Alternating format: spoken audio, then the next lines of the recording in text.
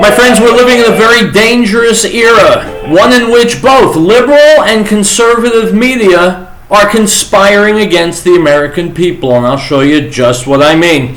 My name is Howard Riell, and this is Riell Truth. You're listening to the American Freedom Network, streaming live around the world at AmericanNewsNet.com, and on Facebook and YouTube and Tumblr, and in the book, Riell Truth, Stay Angry, and of course, as always, broadcasting out across the Colorado Front Range on KHNC, Johnstown, Colorado, 1360 AM The Lion. Our call-in number is 877-254-7524. My friends, what am I referring to? This is what I'm referring to. Item from Ann Coulter. She writes the following. We have never had total war against a candidate like we're seeing with Donald Trump. All elements of national media are uniting to stop him. Look for a fake Trump scandal to break, probably from a conservative news outlet, right before the Iowa caucus. A few months ago, an alleged Trump quote from a 1998 People magazine interview was circulating on the internet, claiming Trump said that if he ever ran for president, he'd run as a Republican because Republican voters are, quote, the dumbest group of voters in the world. They believe anything on Fox News, I could lie, and they would still eat it up, unquote. I pay a lot for Nexus, and Trump never said anything remotely resembling this. Snopes.com investigated too and also concluded the quote was a fake. But you can probably still find some idiot tweeting it out right now. Last week, Glenn Beck retweeted a post allegedly tweeted by Trump the day after the 2012 election saying, quote, I always vote for the winners. Congratulations to my friend Barack Obama.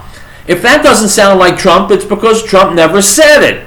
Beck's retweet sure made it look real, but you can check Trump's Twitter archive.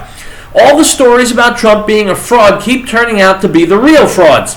I assume that, like most sentient beings, he's changed his mind about some things, but the one consistent thread running through his entire life is his love for this country and his fellow Americans. The attack on Trump from the, quote, conservative media, calling him a socialist, a Democrat, a flip-flopper, a fake conservative, are just name-calling. I notice that the accusers never include examples, not true ones anyway. Here are some examples of how Trump has always been for Americans first. Wouldn't it be nice to have a president who likes us more than he likes foreigners and the rich donors who employ them? In 1986, Trump saw a TV broadcast with Annabelle Hill, whose 67-year-old husband had committed suicide 20 minutes before their family farm was to be auctioned off in a foreclosure sale, hoping the life insurance money would be enough to save the farm. It wasn't. Trump immediately called Annabelle, promising to save her farm and pledging $20,000 towards the effort. Last night when he called, my heart went pitter-patter, Annabelle told ABC's World News Tonight. I never talked with a man with that much money before, and he assured me one day the land would be mine. I thought after I hung up, this can't be true, this just can't be true. As Trump explained to the Atlanta Constitution at the time, quote, I've seen what's happened to farmers, but I was particularly interested in the lovely woman I saw, Annabelle Hill. Within a month of Trump's launching a national campaign with two other businessmen to save Annabelle's farm, they'd raised more than $100,000. One of the businessmen, Frank Argenbright Jr., said, quote, that's thanks totally to Mr. Trump and his organization. Most of the money has come from the New York area. By Christmas that year, Annabelle and her entire family flew to New York to burn the mortgage in the lobby of Trump Towers and have Christmas dinner with the Trump family. The lovely Annabelle said, quote, well, we have a real celebration, not only celebrate the birth of Jesus, but also to celebrate the goodness in men's hearts, unquote. 30 years ago, Trump wasn't thinking about running for president. And yet, that's how he explained his campaign to save Annabelle's farm, as quoted by the Associated Press. Quote, we give a lot of money to foreign countries that don't give a damn about us, but we don't help the American farmers, unquote. 2 years later, Trump was interviewed by Larry King at the 1988 Republican National Convention. Please look up this interview. It's fabulous. Two things will be of particular interest. First, watch how Trump keeps circling back to praise Dan Quayle. King doesn't even ask him about Quayle, a figure of media ridicule at the time because of his Midwest conservatism. It's Trump who keeps doggedly bringing up Quayle in order to say he's, quote, a very impressive guy who did a, quote, great job. I don't mean a good job, I mean a great job. Second, Trump expressly rejects King's characterization of him as an Eastern Republican or a Rockefeller Republican, saying the people he does best with are, quote, taxi drivers and the workers.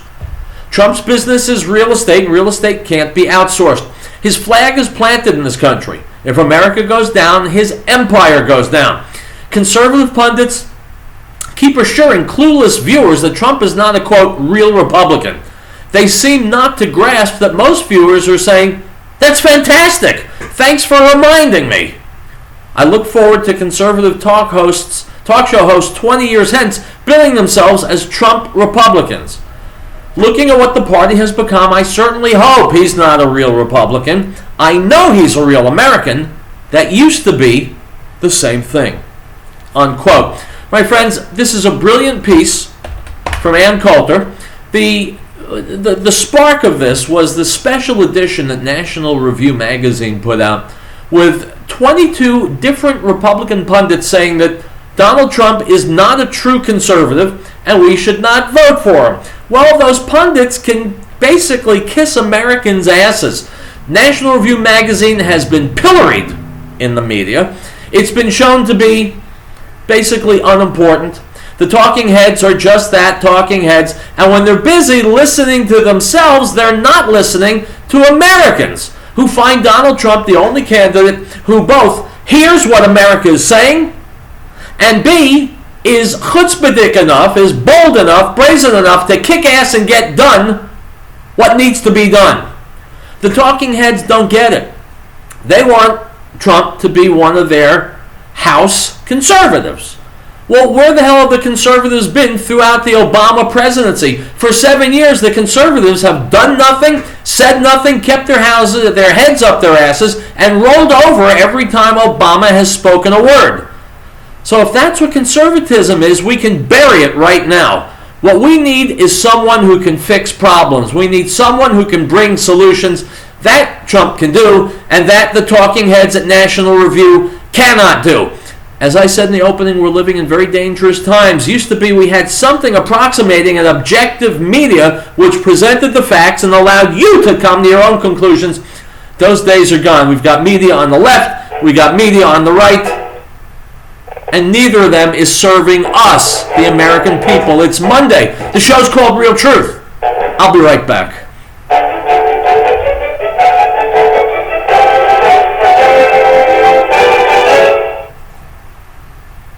I'm Joe Jaquin, CEO of the Patriot Trading, and I would like to encourage everyone to make sure they are prepared financially as the Federal Reserve continues to destroy the value of the dollar.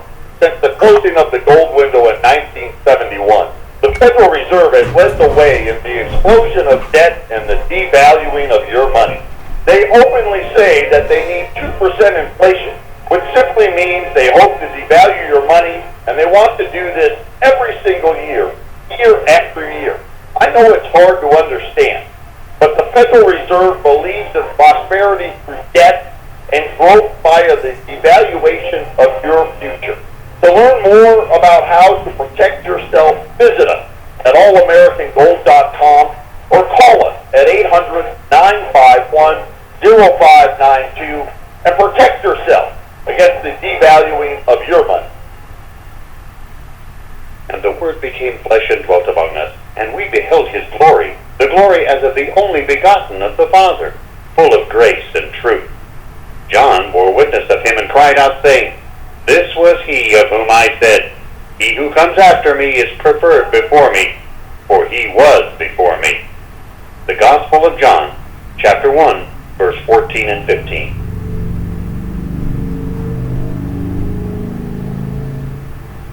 No state shall enter into any treaty, alliance, or confederation, grant letters of marque or reprisal, coin money, emit bills of credit, make anything but gold and silver coin a tender in payment of debts, pass any bill of attainder, ex post facto law, or law impairing the obligation of contracts, or grant any title of nobility.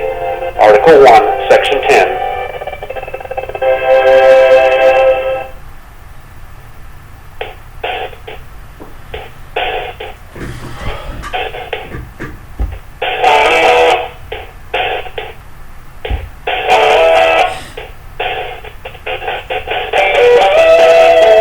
Guys, we're back. I'm Howard Riell. The show is called Riell Truth. It's Monday. Let's get right to it. There are people out there, I know you're going to find this hard to believe, but trust me, I don't lie about stuff like this. There are people out there who actually plan to vote for Hillary Clinton. I know. Be nice. Don't use words like that. Anyway, I quoted Ann Coulter in the opening of the show. I'm going to go to Ann Coulter again on Fox News with Sean Hannity, going back to 1975. And a rape case that continues to haunt Ms. Clinton. Here we go. And welcome back to Hannity. Hillary Clinton is facing a lot of backlash after the Washington Free Beacon unearthed audio tapes from the 1980s of her. Now, she recalls her time as a lawyer specifically when she defended a man accused of raping a 12-year-old girl, even though she thought he was guilty at the time. Remember the case where I represented that guy? It was a fascinating case, a really interesting case. The guy was accused of raping a 12-year-old. This is Hillary speaking. Of course, he claimed he didn't. All this stuff. He took a lie detector test. I had him take a polygraph, which he passed, which forever destroyed my faith in polygraphs. Oh, he plea bargained. Got him off with time served in county jail. He'd been in the county jail about 2 months. And look what else we got our hands on. Hillary Clinton from the early 90s claiming that she cared about women and children. Over the past 25 years, I have worked persistently on issues relating to women, children, and families. It is a violation of human rights when individual women are raped in their own communities. It is a violation of human rights when a leading cause of death worldwide among women ages 14 to 44 is the violence they are subjected to in their own homes by their own relatives.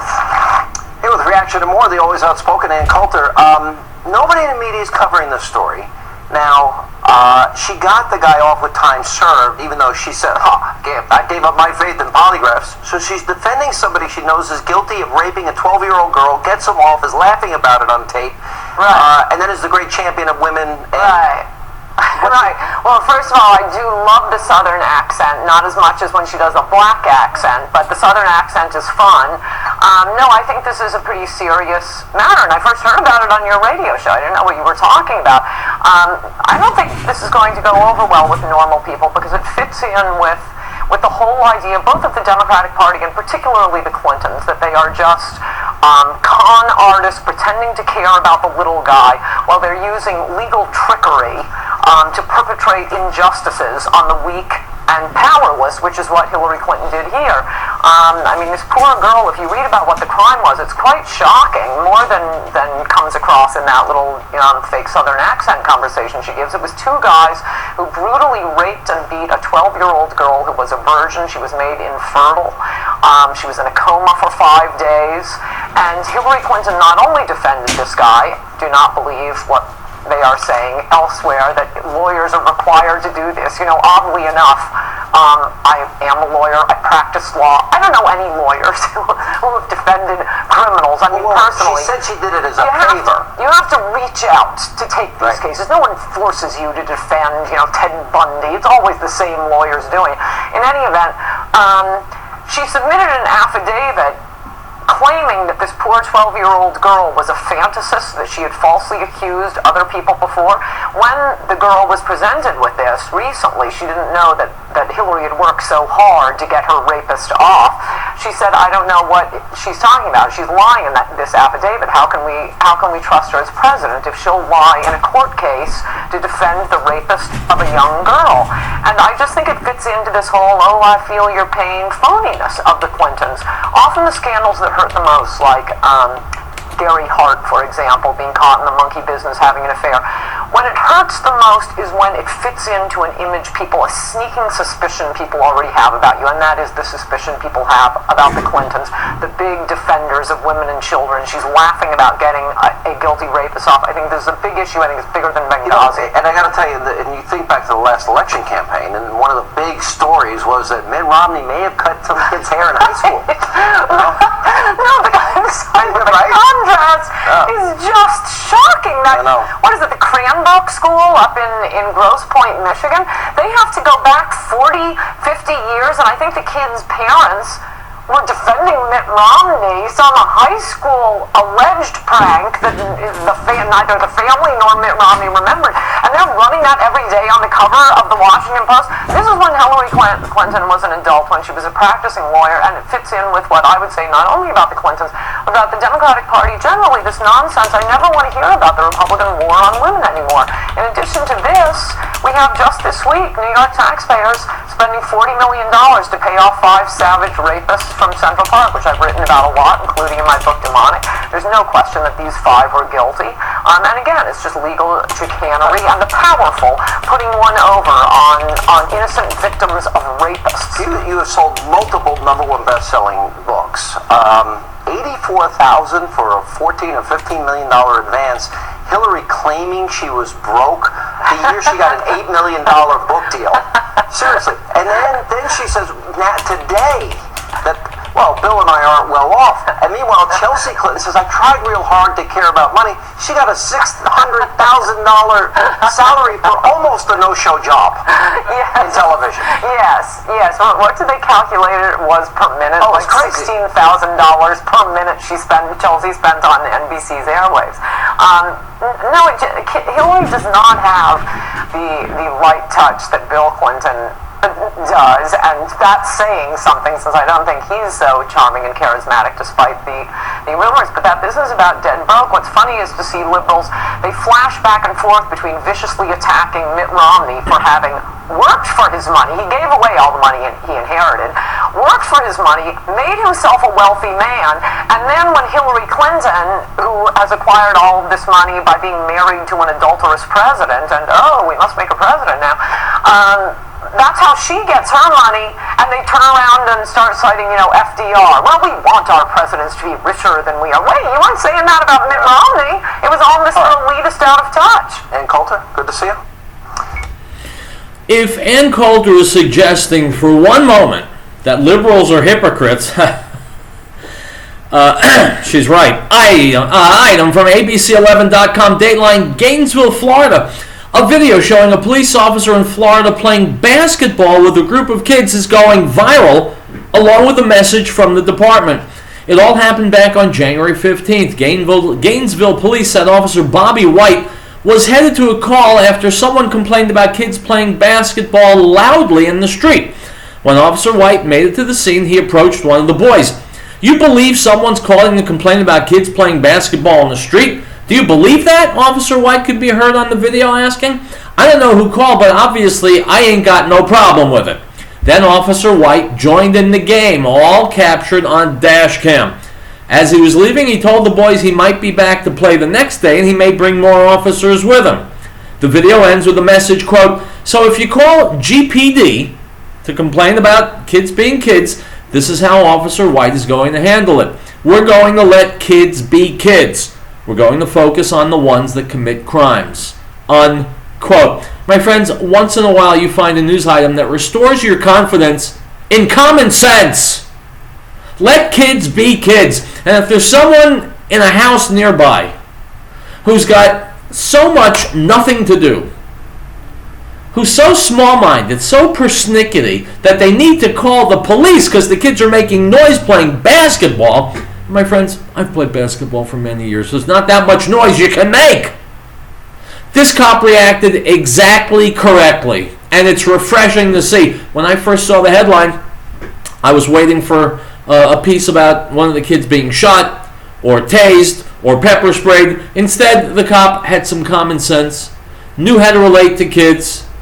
And isn't that really what we want in police or in politicians or in anybody? Item from 11alive.com, Dateline, Killeen, Texas. A Killeen mother is defending her son, who was suspended after helping a fellow student having an asthma attack.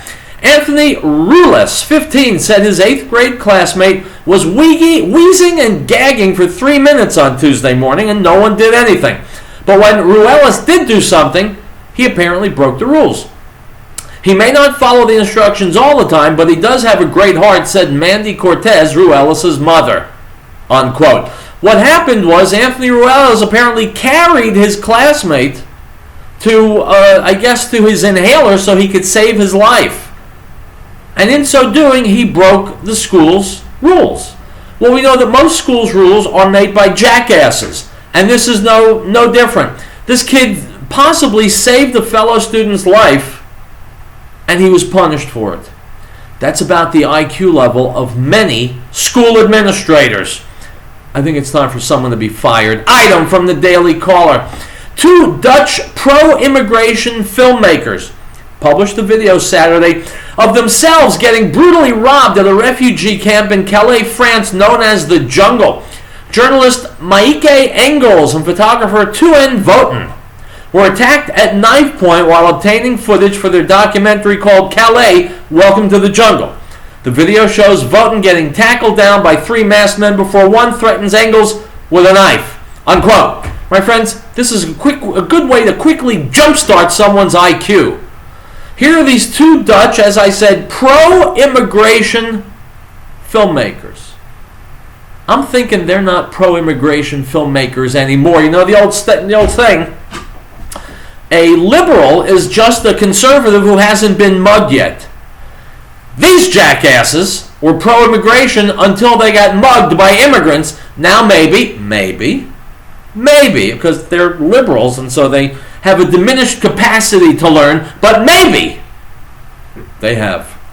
Item from the Mail Online. The German government is unable to say where more than 500,000 asylum seekers who were allowed into the country have ended up. The Mail Online can exclusively reveal. Unquote. So yeah, they just misplaced about 500,000 to 600,000 immigrants. You know, it's weird because Germans were very, very efficient and very, very exact when they were slaughtering Jews. Item from Breitbart. There's great news for adventurous male Olympic hopefuls. If they declare themselves women and reduce their testosterone below 10 nmol/L, I don't know what the hell that means, for at least 12 months prior to competition, they can compete against ladies. There's even better news for these men. According to transgender guidelines approved by the International Olympic Committee, genitalia does not serve as a prerequisite. The guidelines state, quote, to require surgical anatomical changes as a precondition to participation is not necessary to preserve fair competition and may be inconsistent with developing legislation and notions of human rights, unquote. In other words, the geniuses at the International Olympic Committee now say that men can compete against women. Brilliant, right? Item from the Daily Signal. A new report from a government watchdog criticized the Drug Enforcement Administration for working with the Transportation Security Administration security screener to flag bags containing large sums of cash, which the drug agency could then take.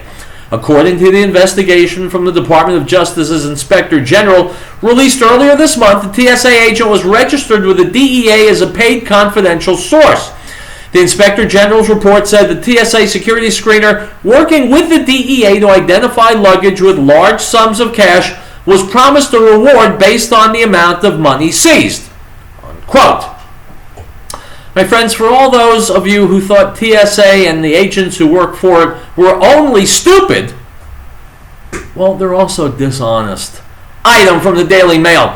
A migrant shelter in Germany was burnt to the ground in a suspected arson attack last night as growing anti-migrant sentiment develops in the country following a large influx of new arrivals. The building was unfinished and was planned to provide facilities for some of the hundreds of new asylum seekers who have arrived in the country in just the last few months. According to police reports, no one was hurt in the incident in Rossbach, Germany. A group of 58 refugees was supposed to move into the building in 15 January. Unquote. My friends, I continue to be impressed by the IQs of the people in Germany. Rather than not letting the migrants in, they let them in and then burn down buildings. Gotta be a genius, right? Are we any smarter in America? We'll be back.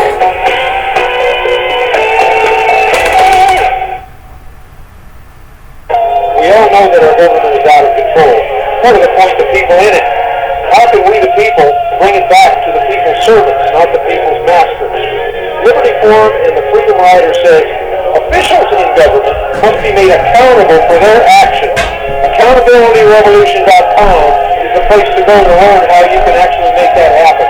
Become their judges, not their slaves. AccountabilityRevolution.com. Great Plains Power has been providing reliable electrical power systems in the Rocky Mountain area since 1992. Our systems rely on the sun to help make you self-reliant for your power needs.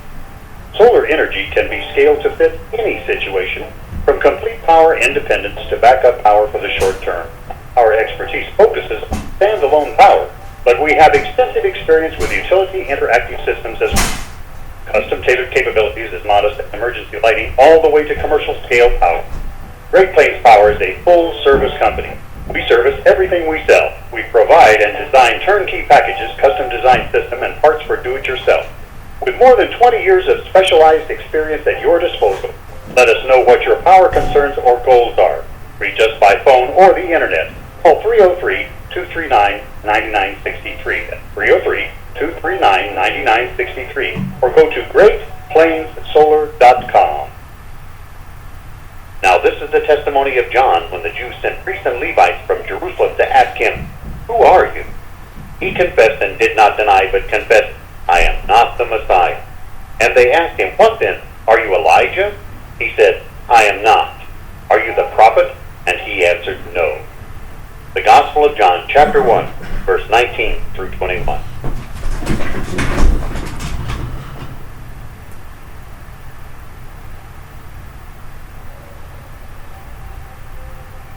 Article 4.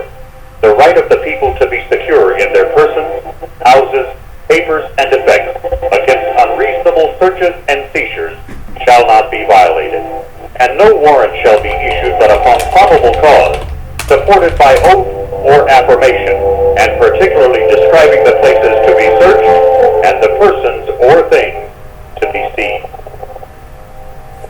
Piccolo's restaurant in Denver reminds us that over 750,000 children were reported missing last year.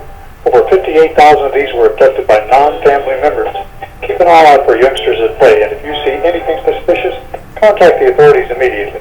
This message from Piccolo's restaurant in Denver is not only the best Italian and Mexican cuisine, it's the people who care.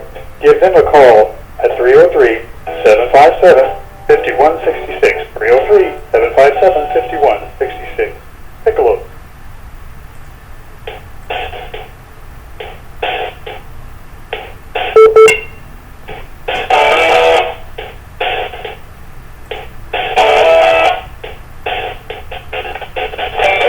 And my friends, we are back. Howard Riell. The show is called Riell Truth. And I mean just that, real truth. One of the things we do on the show is explode myths. It's a pretty good segue here is Louder with Crowder and exploding the myth of moderate Islam. Here we go. So 13 years after 9/11, and we must never forget. Except for those who already have.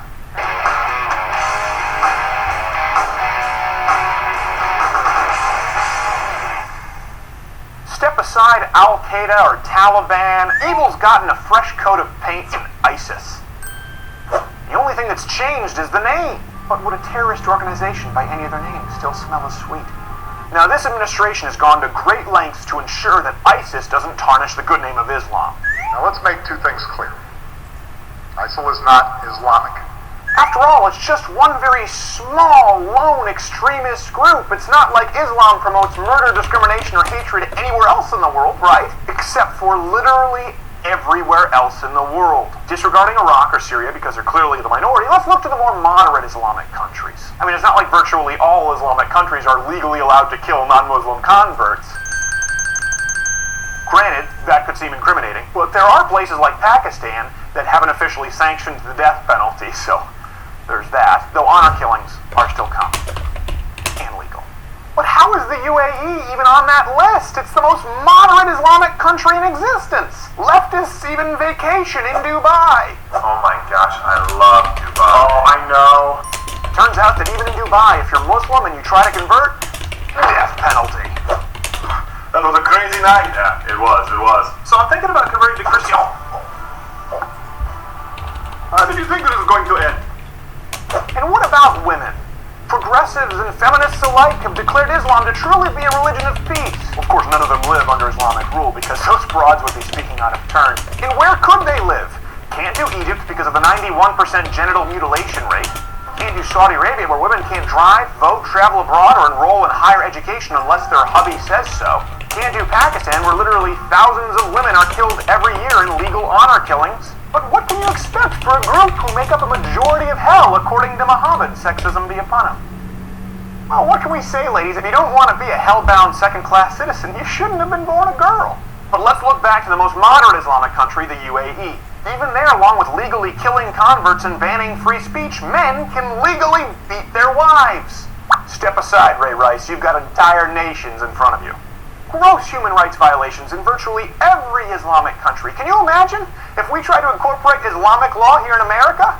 You will keep your mouth shut if you know what's good for you. In these countries, not only can men smack their broads around, but if you're a woman and happen to be raped, you can go to prison simply for coming forward, even in ultra-super progressive Dubai. No, you don't understand. That guy tried to rape me. Well, maybe you were asking for... So where Islamic law exists even a little bit, we see horrible human rights violations that would have leftists fuming if some Southern Baptists tried to enact them in America. So I ask you again, where is this so-called moderate Islam? Comment below. Why are pretty much all Islamic countries so evil in their treatment of non-Muslims and women, not to mention gay people? To answer those questions and more, I'd like to point you to some quotes from the original ISIS member, Muhammad himself. My friends, you can go to YouTube and look at these quotes yourself. You didn't have to hit me so hard. I didn't even close my fist. It was still bad.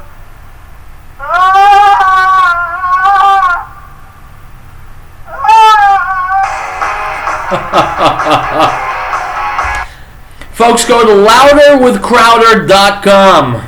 Lots of good stuff to watch. You may even laugh a little. Item from Jews News. According to an editorial comment in the German newspaper Westfalen-Blatt, police are refusing to go public about crimes involving refugees and migrants because they don't want to give legitimacy to critics of mass migration. As a result, one recent rape was hushed up by the police for nearly 3 months, leaving other potential victims ignorant of the danger. A 13-year-old Muslim girl was raped by another asylum seeker at a refugee facility in Detmold, a city in western Germany. The girl and her mother reportedly fled their homeland to escape a culture of sexual violence. Approximately 80% of the refugees/migrants at the shelter in Munich are male. The price for sex with female asylum seekers is 10 euros, according to the Bavarian Broadcasting Corporation. Police in the Bavarian town of Mering, where a 16-year-old girl was raped on September 11th, have issued a warning to parents not to allow their children to go outside unaccompanied. In the Bavarian town of Pocking, administrators of the Wilhelm Dice Gymnasium have warned parents not to let their daughters wear revealing clothing in order to avoid, quote, misunderstandings. When Bavarian teenage boys go out to open-air swimming pools, they're overwhelmed when they see girls in bikinis. These boys, who come from a culture where where women is frowned upon to show naked skin, will follow girls and bother them without realizing it. Naturally, this generates fear, unquote. That comes from Bavarian politician quoted in the Welt newspaper. A police raid on the Munich refugee facility found guards hired to provide security at the site were trafficking drugs and weapons and were turning a blind eye to the prostitution. Meanwhile, the raping of German women by asylum seekers is becoming commonplace, unquote. My friends, just be patient. The raping of women will become commonplace here in America too. So if you've got wives, mothers, daughters, you can expect that they may be able to generate some cash in the years to come. Item from Truth Out. Criticism of U.S. government leniency on Wall Street legal transgressions is now being covered widely, even by trade publications such as the National Mortgage Professional magazine. On January 18th, the trade publication ran an article about Senator Elizabeth Warren, Democrat, Massachusetts, condemning the most recent U.S. government settlement with the too-big-to-fail financial firm, in this case Goldman Sachs, for illegal abuse of the mortgage market. Senator Warren used her Facebook page to denounce the agreement, noting that the settlement sum was, quote, barely a fraction of the billions investors lost, unquote, while arguing that Goldman Sachs was not properly penalized for its actions. Quote, that's not justice, it's a white flag of surrender, she wrote. It's time to end this farce. These companies think they're above the law and too many government officials go along with them. A first step would be to pass the Bipartisan Truth in Settlements Act to shine more light on these backroom deals. A second step would be to get the government officials who have the backbone to fight back, unquote. My friends, how about jailing the government officials who turned a blind eye to this? Think it might work? I think so too. Item from overpassesforamerica.com, Dateline Mesa, Arizona. Police in the Phoenix suburbs are investigating a child abuse case in which a 3-year-old malnourished girl was bound with duct tape, kept in a trash sack inside a closet, and offered for sex by a man babysitting the child, officials said on Tuesday. Unquote. My friends, they're too polite to say it, so I'll say it. The guy was an illegal alien. Item from Breitbart. Illegal aliens can now claim Second Amendment rights to own guns in violation of federal law, according to a federal appeals court that completely ignored the primary reason for the right to bear arms, to give American citizens the right to remove a tyrannical regime from power. My friends, we're going to take a break. We will be back. Go nowhere.